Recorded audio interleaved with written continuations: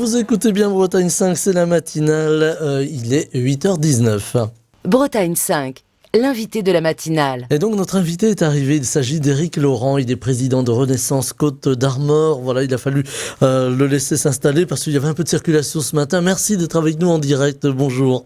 Merci Stéphane, et puis oui, excusez-moi pour ces 3 minutes de retard, mais en tout cas bonjour et meilleurs vœux à vous, à toute l'équipe et à tous les auditeurs. Alors tous nos vœux évidemment, vœux qui vont être très politiques ce matin, parce qu'on va parler évidemment de la nomination de Gabriel Attal, jeune Premier ministre de presque 35 ans. Alors on glose beaucoup, on écrit beaucoup dans les journaux, dans les gazettes. Est-ce qu'il sera à la hauteur? Est-ce qu'il a l'expertise? Voilà, le gouvernement tarde un petit peu à se faire connaître. Est-ce que selon vous, Éric Laurent, c'est une bonne nouvelle l'arrivée de Gabriel Attal comme Premier ministre? Alors tout d'abord, je voudrais saluer le travail d'Elisabeth Borne, qui a été une formidable première ministre, la deuxième de la Ve République. C'est pas courant, hein, les femmes premières ministres, et on est encore loin de l'objectif d'une vraie parité dans ce domaine-là. Mais je voulais saluer le travail d'Elisabeth Borne, qui pendant les 20 mois qu'elle a passé à Matignon, a fait avancer avec les parlementaires des projets de loi qui ont pris du temps, qui ont été l'objet de fortes contradictions. Enfin, je pense à la loi sur les retraites et puis la dernière loi sur l'immigration. Néanmoins, 30 projets de loi sont passés au Parlement, ont été votés avec une majorité relative. Dans ce deuxième quinquennat, les partenaires de la majorité, nous avons une majorité relative. C'est un exercice différent, les Français l'avaient souhaité. Après la réélection d'Emmanuel Macron, ils avaient souhaité qu'il y ait une plus grande diversité au Parlement. Et voilà, je voulais saluer le travail d'Elisabeth Borne, qui est une travailleuse infatigable. Et je souhaite, comme elle l'a dit, elle allait rejoindre son siège de députée au Parlement. Eh bien, je souhaite qu'elle continue à travailler pour notre majorité. C'est une femme formidable de courage. Alors, on lui a reproché d'être un peu techno, Elisabeth Borne, d'avoir beaucoup utilisé le 49.3. Bon, elle n'a pas battu Michel Rocard, ceci dit, en la matière. Et aux dernières nouvelles, elle a refusé finalement le ministère des Armées. Alors, il y a beaucoup de bruit qui circule. Moi, je vais attendre pour en prendre connaissance que la liste des ministres soit publiée, peut-être celle des secrétaires d'État un petit peu plus tard. Mais voilà, il y a beaucoup de bruit qui circule. On dit que celle-ci ou celui-ci, tel ou tel ministre viserait tel ou tel autre ministère ou voudrait rester à la place. C'est toujours un petit moment qui laisse de la place aux journalistes pour s'exprimer, pour dire « j'ai entendu dire que ». Voilà, je vais attendre. Mais pour répondre à votre question, moi je me félicite au choix du choix du président d'Emmanuel Macron de nommer Gabriel Attal comme Premier ministre. Gabriel est quelqu'un d'engagé, c'est un marcheur de la première heure. Il a accompagné Emmanuel Macron depuis le début. Gabriel Attal a été en charge des comptes publics à Bercy, ministre des comptes publics. Il a été au préalable porte-parole du gouvernement, puis ministre des comptes publics. Il était ministre de l'Éducation nationale et il a pris des positions tranchées dès la rentrée 2023. Je pense au sujet de l'abaya notamment, où il y a de la provocation, il y a la laïcité à l'école, la laïcité c'est ça. Et puis il a pris des positions très claires vis-à-vis de la reconnaissance des enseignants, vis-à-vis des enseignements, dans la suite de ce qu'on a fait lors du premier quinquennat. C'est quelqu'un de jeune, oui, il faut le saluer, mais c'est quelqu'un qui a beaucoup de valeurs, qui a des valeurs républicaines, qui a des valeurs d'engagement. Et je suis persuadé qu'il fera un très bon Premier ministre. Alors en tout cas, on le regrette déjà. À l'Éducation nationale, on entend beaucoup de voix qui s'élèvent pour dire il n'a pas eu forcément le temps d'aller jusqu'au bout des réformes et de la réflexion. Oui, ça je le comprends, je l'entends. D'ailleurs, j'étais aussi un des premiers à me le dire quand son nom a commencé à circuler et puis quand la nomination a été effective. Ça a été un temps bref à la tête du ministère de l'Éducation nationale. C'est un ministère qui est important pour nous, on prépare les enfants à l'avenir. Et aujourd'hui, faire société, faire ensemble, avoir des compétences, préparer l'avenir, eh bien, c'est une chose essentielle. Et là, moi, je souligne le travail des enseignants, de toutes les équipes pédagogiques auprès des élèves. On a fait du travail depuis qu'on est aux responsabilités, dédoubler les classes, recruter des enseignants, améliorer, travailler sur les programmes. On va continuer. L'enseignement est une richesse de notre pays. On a quelques difficultés, on voit dans des classements internationaux que parfois on recule d'une case. Voilà, il y a beaucoup de choses à faire et moi je souhaite qu'il y ait une ou un ministre dans les traces de Gabriel Attal qui porte ce ministère, qui accompagne les transformations que l'on veut faire dans l'enseignement, dans la formation dans l'apprentissage, ceux qui viennent en classe et qui font de l'alternance. Voilà, il y a beaucoup de choses à faire, il y a de grands enjeux. Eh bien, je suis par contre persuadé que Gabriel Attal conservera une attention particulière vis-à-vis de ce ministère. Alors Gabriel Attal, jeune Premier ministre, le plus jeune de la Ve République, il a battu en cela le président du Conseil constitutionnel actuel. Oui. Est-ce que, Laurent Fabius, pour ne pas le nommer, est-ce que cette jeunesse c'est aussi le gage d'aller plus vite, d'avoir envie de transformer la société, de transformer aussi la chose politique, parce qu'on dit souvent entre le temps où la politique, où les politiques décident quelque chose et où c'est appliqué, parfois il se passe beaucoup de temps. Et on a le sentiment que Gabriel Attal a envie d'aller vite. Alors Gabriel Attal, c'est quelqu'un qui avance, mais je le disais tout à l'heure, c'est un marcheur de la première heure auprès d'Emmanuel Macron, et Emmanuel Macron, je pense que certains l'ont remarqué, c'est quelqu'un qui avance aussi. Là, je suis convaincu qu'on a un binôme aux responsabilités qui veut faire avancer les choses. Je disais, dans les 20 mois de Matignon avec Elisabeth Borne, il y a une trentaine de projets de loi qui sont passés, dont des projets de loi majeurs. Il faut continuer. Alors, il faut continuer à transformer notre pays, à accompagner, parce que le monde évolue, le monde va très vite aujourd'hui. On peut parler de l'intelligence artificielle. Moi, j'avais l'occasion de l'évoquer hier soir. J'étais avec une petite réunion d'un comité local et avec Éric Botorel, notre député de la 5e Circo, alors qui est un petit peu branché sur ces sujets numériques. On a parlé de l'intelligence artificielle. Ça fait à la fois peur, mais à la fois ça porte d'énormes enjeux. Donc voilà, il faut expliquer, il faut dire ces choses. Mais vous avez raison, Stéphane Hamon, le temps politique est particulier. Je crois qu'il faut le déconnecter du temps de X ou de Twitter. Et peut-être du temps de certains médias.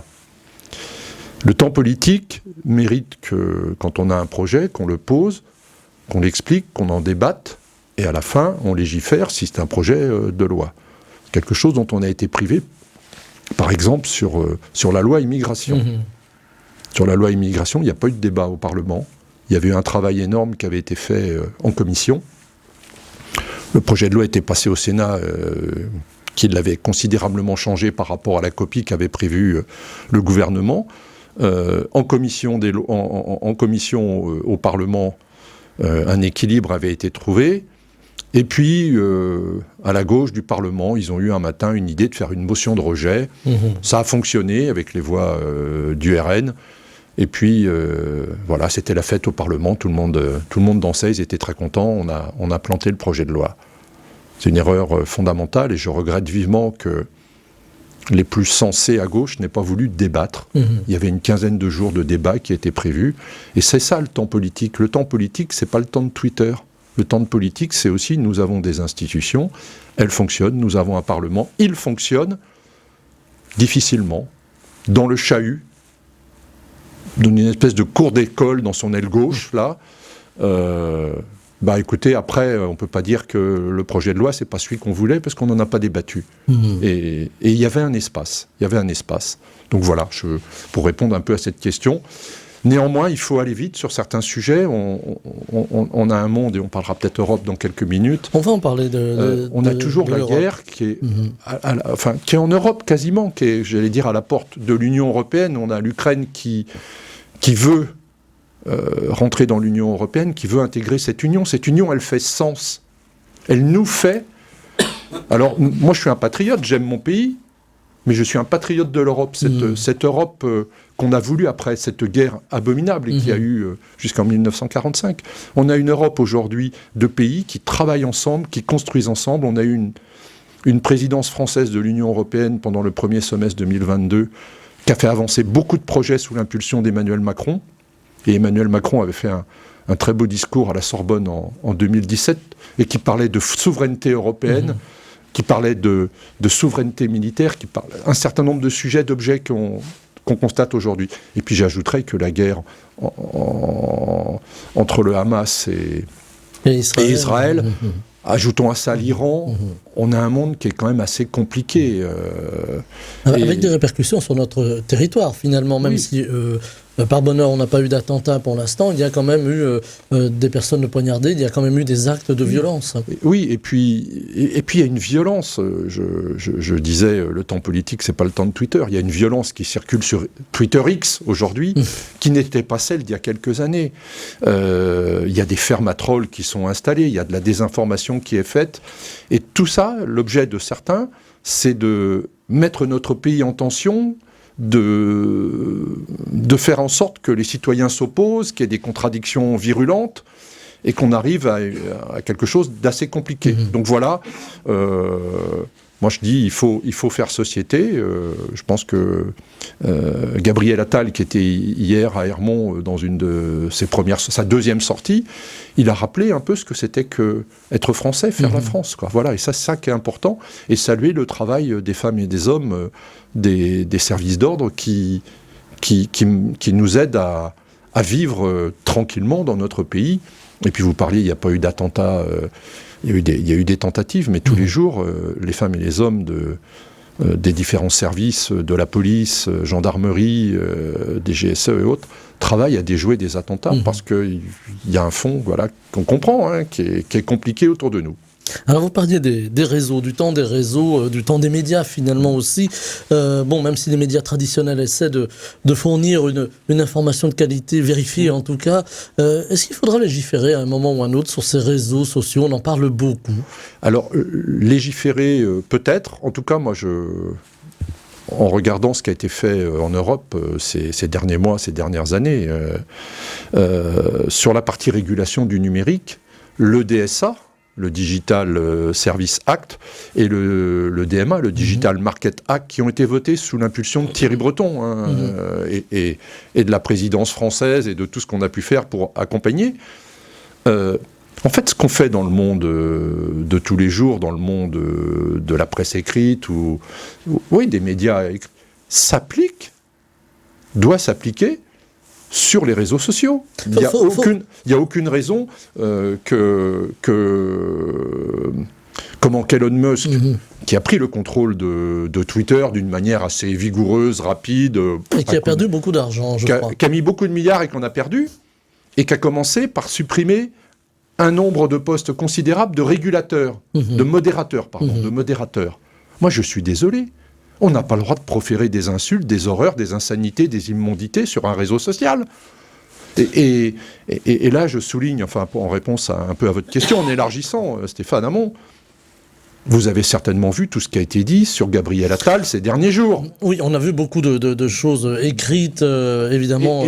Et même à la télévision. Même à la télévision. Sa vie personnelle, ses orientations, c'est lui que ça regarde. C'est d'ordre privé.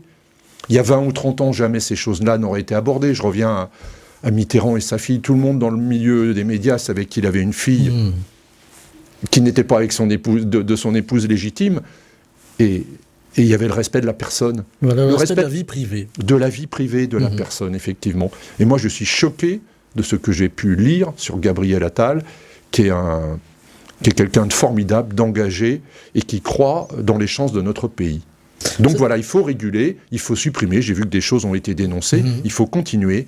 On a des outils, on les a mis en place au niveau européen. On a des outils en France. Et comme je disais, j'étais avec Éric Botorel hier, il a rappelé ces choses-là, il faut les dénoncer. On sait trouver les auteurs quand ils sont masqués avec des pseudos. L'anonymisation n'est pas un problème. Avec des pseudos, on retrouve les gens qui profèrent des horreurs. Alors on a vu des comptes supprimer, des comptes pratiques, qui ont quand même beaucoup glosé ces derniers jours, si j'ose employer le terme. On pense à Soral qui a écrit... son compte est fermé. Voilà, depuis ce matin, le compte est suspendu. Je l'ai vu ce matin ou hier soir, il est clôturé. Voilà. Est-ce qu'il faut donner plus de moyens, par exemple, à l'Arcom pour justement avoir un poids plus important vis-à-vis de ces grands géants d'Internet Je pense que... Enfin, c'est un sujet, en tout cas, qui mérite débat. Peut-être est-ce que c'est au niveau du Parlement qu'il faudra en débattre. Mais l'Arcom est plutôt silencieuse sur pas mal de sujets. Maintenant, les outils existent pour la régulation. Si le compte de Soral a été fermé, c'est que des signalements ont été faits. Mais sur d'autres hors réseaux sociaux, il y a moyen, avec Pharos, il y a moyen de signaler. Et c'est notre devoir, je dirais, c'est notre devoir de citoyen. Toutes celles et ceux qui ont un peu de réflexion, et on est nombreux en France à l'être comme ça, heureusement c'est la grande majorité, quand on voit quelque chose d'immonde, d'anormal, de mensonger, une fake news, un mensonge, parce que les fermatrolls véhiculent un certain nombre de choses, eh bien il y a des outils pour les dénoncer, et puis ça peut conduire à la fermeture d'un compte comme Twitter, et c'est vraiment là que doivent s'exercer les choses. De toute façon, le cas de Twitter est emblématique, mais si ça continue comme ça, il y aura des sanctions vis-à-vis de X, c'est prévu, c'est prévu. Alors on a aussi une opposition qui, Dieu merci, reste quand même dans des limites langagières beaucoup plus correctes. Oui, quoique parfois il y a des dérapages, mais bon... Il peut y en avoir, bien sûr. Opposition qui reproche, on le voit aujourd'hui, alors pas seulement sur les réseaux, mais aussi dans l'expression auprès des médias traditionnels, opposition qui reproche le jeune âge, là encore, de Gabriel Attal, le manque d'expérience, ou Madame Le Pen qui disait récemment que bien ça changerait rien finalement. Oui, je crois qu'ils sont dans leurs éléments de langage les plus simples. Bon, quelques noms avaient, au-delà de Gabriel Attal, quelques noms de premiers ministrables avaient circulé. Bon, je pense qu'à chaque nom qui circulait, que ce soit chez LFI ou au Rassemblement National, ils étaient en train d'écrire quelques mots derrière pour dire voilà ce qu'on va dénoncer. Bon, voilà, ils peuvent dénoncer la jeunesse. Est-ce que la jeunesse est un problème ? La jeunesse, c'est pas un problème. Laurent Fabius l'avait dit, c'était pas un problème, c'était un atout finalement. Moi, à l'âge que j'ai, je considère qu'un jeune de 34 ans, presque 35 ans, qui est pétri de volonté, qui aime son pays, qui aime l'Europe, qui aime nos concitoyens, il a toute sa place dans la gouvernance d'un pays, de notre pays. Après, vous savez, les avis de Madame Le Pen, moi je reste très circonspect par rapport à sa qualité de visionnaire. À un moment, elle pensait qu'on faisait ses courses en payant en écus. Ça, c'était en 2017, donc là, il y a une petite... Voilà, bon, vous avez eu un petit échange avec Emmanuel Macron au sujet de la monnaie. En 2020, elle voulait qu'on injecte de l'hydroxychloroquine aux malades de la Covid. La semaine dernière, il y a une étude qui est sortie qui dit qu'il y a 17 000 personnes qui sont mortes parce qu'elles ont suivi ce traitement, à défaut de faire autre chose. Et puis, dans la foulée, en mars ou en avril, ou un petit peu plus tard, elle souhaitait vivement qu'on aille se servir chez Vladimir en vaccin Sputnik. Bon, Madame Le Pen est une grande visionnaire. Tout ça a été démontré que c'était absolument ce qu'il ne fallait pas faire. À côté de ça, l'Europe, que Madame Le Pen honnie généralement, l'Europe a fait le job, l'Europe a développé des vaccins, a fait fabriquer 450 millions de doses de vaccins, et ça a permis de stopper la Covid et de retrouver, depuis 2022, depuis 2023, une vie beaucoup plus normale dans notre pays, mais en Europe. On va parler justement de l'Europe. Les élections européennes, c'est le 9 juin, ça va venir très vite finalement. La campagne démarre un petit peu doucement, un petit peu éclipsée par l'actualité évidemment politique française. On revient à Gabriel Attal. Est-ce que c'est aussi une réponse à la jeunesse de Jordan Bardella ? Parce que on a vu beaucoup de réflexions autour de ces deux jeunes politiciens, parce qu'ils sont tous les deux très jeunes. Est-ce que c'est une réponse ? Alors, j'ai pas entendu le président s'exprimer sur ce sujet-là. J'ai pas eu l'occasion de rencontrer Gabriel Attal et de l'avoir depuis sa nomination. C'est quelqu'un de jeune. Voilà, je crois qu'il faut aussi...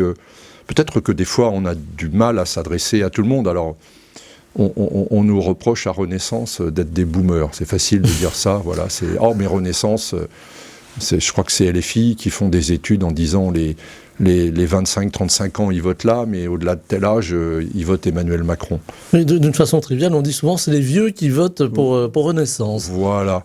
Bon, et ben nous, moi je suis très, très content. On a beaucoup de jeunes, notamment dans les jeunes avec Macron, qui sont dynamiques, engagés.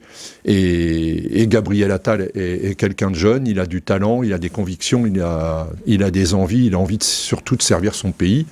Donc c'est très bien.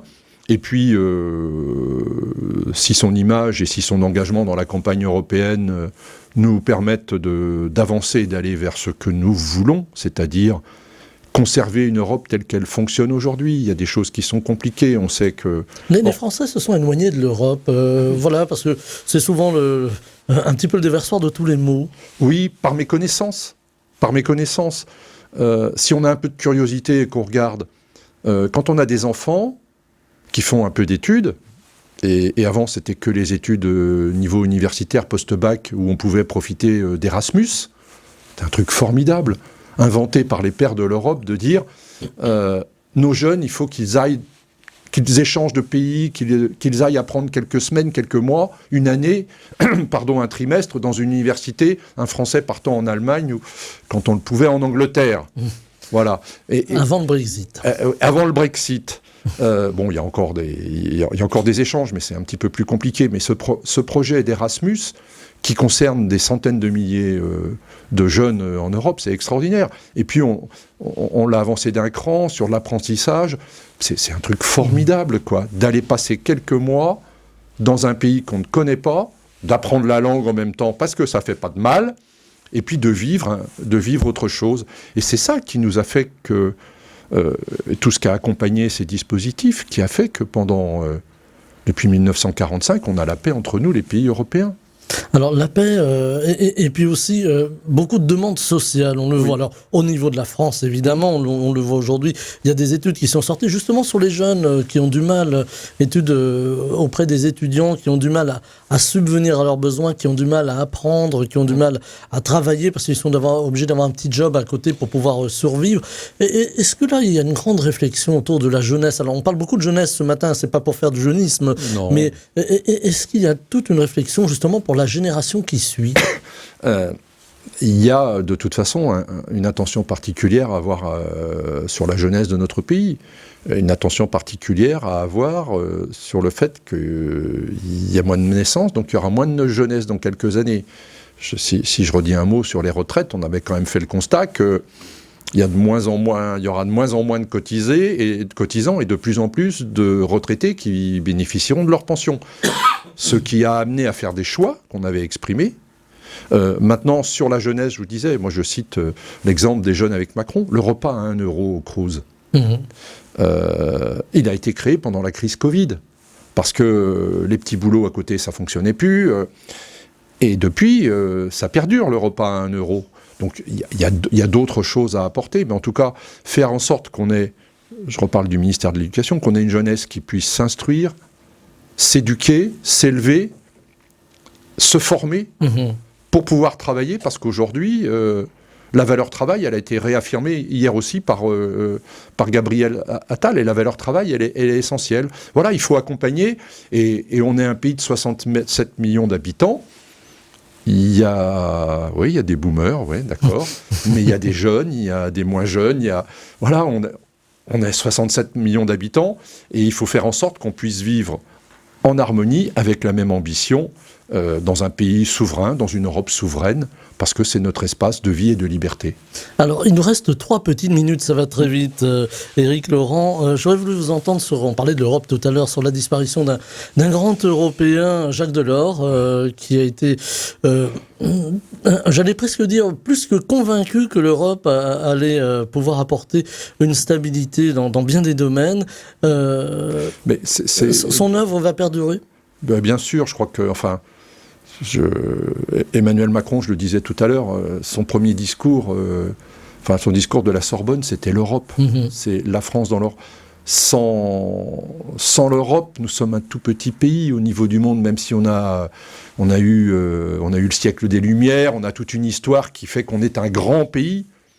mais 67 millions d'habitants, quand on regarde par rapport à la planète Terre, combien ça fait, 7-8 milliards d'habitants, il faut garder une certaine modestie. Mais quand on regarde à l'échelle de l'Europe, 350-400 millions d'habitants, c'est quelque chose d'important. Donc cette Europe, il faut qu'on la fasse nôtre.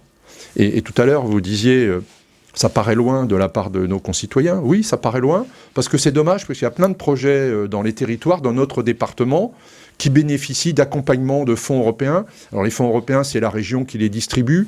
Et bien souvent, quand on termine ces projets, on oublie de dire un peu que l'Europe a participé. C'est un peu dommage, parce que ce serait intéressant que dans chaque ville, dans chaque partie du département où il y a un projet entreprise, collectivité qui a été abondé par l'Europe, qu'on le sache. Mais l'Europe, elle ne sert pas qu'à ça. L'Europe des médicaments, l'Europe de la souveraineté, la réindustrialisation, les batteries pour les véhicules électriques, on ne va pas les acheter aux Chinois, on va les fabriquer en Europe. Et il y a l'espace aussi qui devient important. On parlait tout à l'heure d'Elon Musk avec les satellites, mais la France et l'Europe plus généralement. L'Europe a permis Airbus. Airbus, c'est quand même une réussite. Regardez aujourd'hui, à côté de ça, Boeing a quelques difficultés. Je ne vais pas revenir sur les grosses difficultés, mais la réussite avec nos amis anglais, Airbus. Mais Airbus est une vraie réussite. Ariane. Voilà, donc, il nous reste 15 secondes. Louis Le Pinsec, qui était aussi un grand Européen convaincu, vient de disparaître, grande figure du socialisme breton. Nous avons eu, on a en Bretagne, on a une terre de conviction, une terre de social-démocratie en Bretagne, et Louis Le Pinsec portait ce sujet-là. On a quelqu'un comme Geneviève Le Drian qui est un Européen convaincu. Voilà, on a une terre, on a un territoire, une région Bretagne qui aime l'Europe. Voilà. Et ben moi je souhaite que la Bretagne qui aime l'Europe, elle vote pour la liste de la majorité présidentielle, la liste Renew le 9 juin, parce que nous aimons l'Europe et nous voulons qu'elle continue à vivre. Et c'est là-dessus que l'on va s'arrêter. Éric Laurent, président de Renaissance Côte d'Armor, merci infiniment malgré les vicissitudes routières de nous avoir rejoints au micro de la matinale. Je vous souhaite une très belle journée. Merci, vous aussi Stéphane Hamon. Bretagne 5 matin, Stéphane Hamon.